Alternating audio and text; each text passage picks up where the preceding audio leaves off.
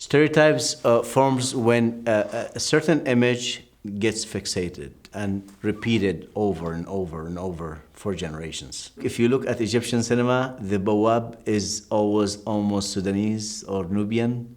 The Upper Egyptian is a dumb individual, and the Khaliji is a guy who wasting his money in clubs. That's what stereotype is. If we look at how the issue of terrorism has been handled, for the most part, since the 90s all the way until now, if you look at Egyptian films, you'd see, a direct involvement from the Mubarak's regime and from contemporary regime as well in manufacturing a certain set of imagery of what Islamists are like. So there is an intensive, consistent, and insistent sometimes projection of Islamists as terrorists, and basically the conflation of Islamism as a political philosophy with terrorism as a militant, violent ideology seems to be there. The conflation seems to basically present to us a very propagandist material that are visible to the audience, and in some way it's passed as somehow kind of a truth. And sometimes the involvement of the government is not as direct. What matters at the same point is how these filmmakers overall, in Egyptian cinema in particular, have handled the situation in such a way where they use self-censorship as a mechanism through which they project those images. And also, at some point, the government would use its own apparatus, whether through censorship authorities or through funding certain projects to orchestrate those. As far as when it comes to Egyptian cinema, it's almost impossible not to remember the 60s, for example, when President Nasser nationalized the industry. The cinema industry has been private for the most part of that before up to that moment, and way before after that in the 70s all the way until now, it's been private for the most part. But the 60s is a very clear example, presented a very clear example of how government interfered in a very direct way, not only defining the criteria of what should be produced, but also confining the imagery of what's being produced to a certain set of nationalized standards. Film is always a tool, and it has always been a tool. Historical epics have been very powerful to make critiques of reality, to make statements about reality. In some cases, because of bureaucracy, because of censorship, you can't make direct critique of corruption. You can't make direct critique of the system. So you almost immediately have to go search in history.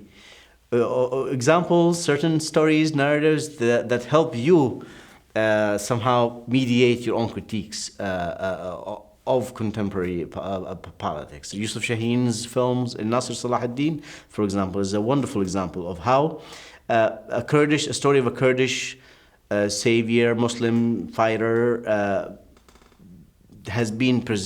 was presented by Shaheen as an Arab, not a Kurdish, as an Arab leader. All references to Islam and Muslims in history that are attached to the crusading experience and Salah ad-Din's role in the whole thing as a Muslim fighter have been replaced with the word Arab. So in this case, the filmmaker has used that historical narrative to advocate for support, pan-Arab support for Nasser. Traditionally, in Egyptian cinema, for example, Arabness has been reduced to allegories, a set of images, allegories, attitudes, let's say the anti-Israel, the anti-US, the pro-sovereignty, pro-independence, Islamic conscious, anti-imperialist. You see these allegories translate immediately in Egyptian films. As far as censorship and distribution, these are, yes, the main two challenges that face filmmakers, and to be honest, really, have been the two main obstacles that have denied Arab filmmakers the real opportunities to grow beyond the limited circles of the commercially driven cinema. Main reason Egyptian cinema continues to exist in its full force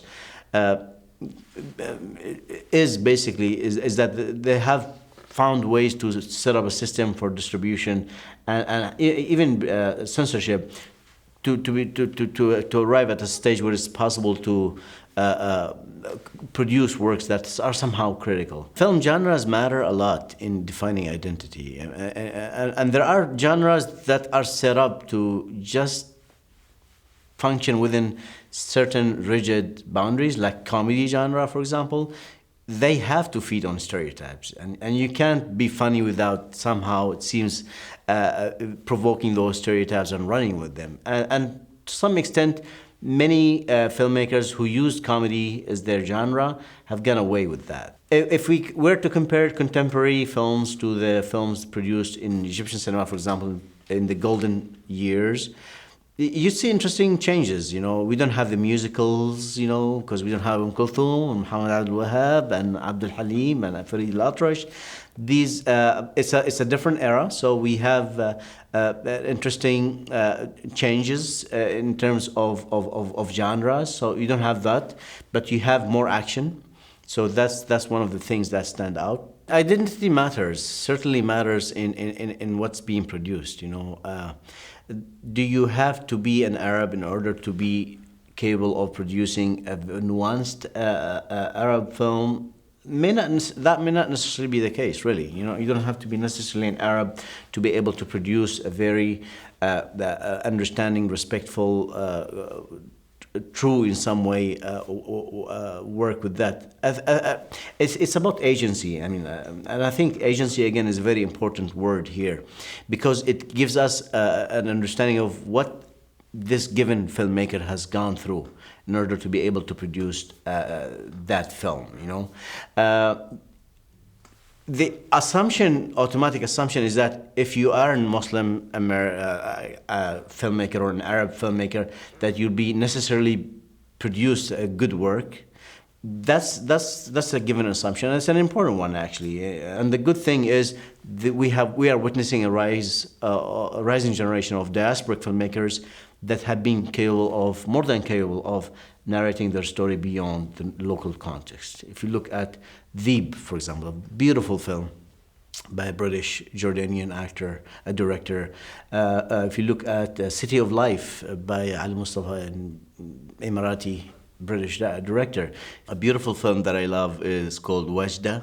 It's by a Saudi filmmaker. She presents to that film a Saudi feminist sort of look into what it means to be a woman in Saudi context. You see examples of exciting works out there that somehow have been taking us to pushing the boundaries a little bit more. But again, these promising opportunities seems to still face challenges along the way. Of course, every Arab experience with cinema differed. We have a very strong now Palestinian cinema. In a film like America, then the director brings interesting perspective into this and walks the audience through a migrating family, and how Arab Americanness is somehow defined through generation, through class, through gender, through religion, through nationality, in such ways that speak of the complexity and richness of this community that gets to be almost flattened out, in mainstream cinematic industries. If you look at the Arab American experience, the label itself, Arab American, it was a political construct. It was a post-1967 reality. It never existed before that. There used to be Syrian communities, Lebanese communities, Yemeni communities, immigrants, but the label itself was only embraced as a post-1967 response to the Arab-Israeli conflict. Questions of identity, whether it's an Arab, you're an Arab, how do you identify yourself? Are you an Arab first, a Muslim second, American third?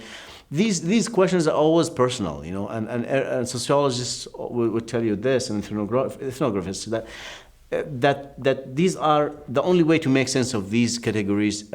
You only do so in personalized terms. Having said that, there are still common shared experiences that unify our sense of understanding. These common grievances, I think, are central to how we should see things, right? So rather than we heavily invest on so what makes an Arab and Muslim, how these two are different from each other, it might be a productive question to think of what are the common grievances that these communities share, and what does that produce in terms of resistance, social behavior, phenomena of some sort. For example, what united Arabs, Middle Easterners in general, South Asians in post 9/11 is the common racial profiling that they've been facing, and that I think created a space for everybody to identify as in similar terms. Here, when it comes to Arabness in general, it's experienced through nationalist terms primarily. So, and that really is not just in the United States. In the Arab world, that's the way it is. Since the failure of the Arab nationalist project in the 60s, and the collapse of that, again, 1967, it was interesting to see the collapse of that dream in the Middle East and the revival of that dream here. The moment they embraced the label Arab American here in the United States, that label itself, the label of Arabness, seems to die down in the Arab world as the dream for Arab unity collapsed. And when it comes to Hollywood, for example, what's going on? You know, what causes this industry to present Arabs and Muslims really in a very stereotypical way that does not really speak to their complexity? And there are many reasons. One is heritage. You know, the American heritage is Orientalist, and that heritage of Orientalism has already, I mean, in many other cultural formats, presented Arabs and Muslims in a very stereotypical way. So there is that heritage attached sometimes to power, and how the simpler the narration of Arabs and Muslims, the easier it is for folks in power to advocate for interventions. And so it's really rooted in European colonial discourse. So there is something to that through generations, stereotypes have been inherited, and it was possibly easy for filmmakers to continue to build on that. But there are also geopolitical moments that define, for the most part, what we're dealing with as far as Hollywood, to be more specific, goes. For the most part of the 20th century and until this moment, really, you'd see the same old Orientalist stereotyping continues unabashedly. There have been moments of growth and changes and maturity and evolution in the industry, but the image, the lenses, the framing has always been the same. And as far as late as 2018, we have a film called Beirut that presents Lebanon in a very, very, very Orientalist way. That is not so much different, after all, from a film like The Sheik of 1921. Both share. They are totally different in terms of the freedom, the technological advancement, but they share the same sort of common confinement, reduction of Orientalist understanding of Arabness in that way. Film is a very important, very crucial instrument. It's been always, really, from the birth of cinema, has always been used to mediate certain ideas, thoughts, and because films are accessible in terms of language, you don't have to understand the language of the film to follow it. You know, you could watch a Bollywood film and you don't know any Hindi language, so you don't have accessibility is there. So they are powerful in that sense, and also the imagery, the power of the images, the captivating they are. The personalized narration. These are all, I think, are crucial elements of films.